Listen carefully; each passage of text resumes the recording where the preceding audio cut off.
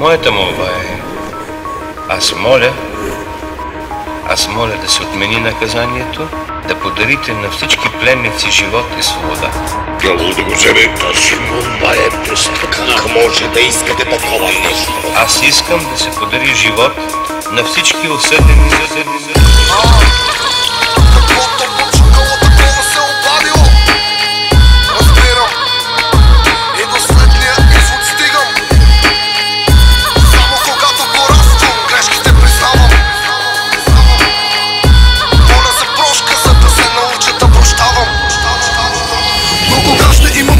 Само на мен ми се случва нещо да се закучва, стрелата ми да не улучва. Къде е позитивното, къде остана това, което обичах?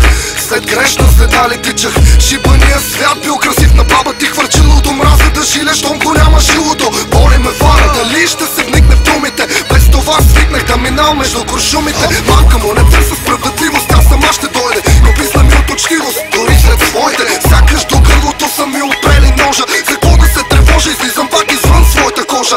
Кой е виновен? Никой друг освен мен. Не сякаш съм заровен, за това съм ослабен. Колелото се върти и когато е долу, проблемите са истински, а горе са само шоу. Нито ли замислите, които чувам, сякаш в река оцеана бавно плувам.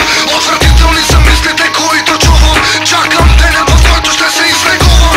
Отвратителни са мислите, които чувам, сякаш в река оцеана бавно плувам. Отвратителни са мислите, които чувам, чакам деня, в който ще се излекувам. Но тогава прости ми, нали грешките са поправими? Прости ми. Когато стигнах до тук, реших да се пусна по течението. Чаках спасение или възнесението. Съобщение след мен сигурно остава. На лъжлив месия не ме е нужна тая слава. Живота не е такъв, какъвто си го правя. Каквото и да става, моята кръв не мога да забравя. Вярваш ли в това, че всичко е отредено? Аз казах, за това моля да ми бъде простено. Аз моля да подарите на всички пленници живот и свобода.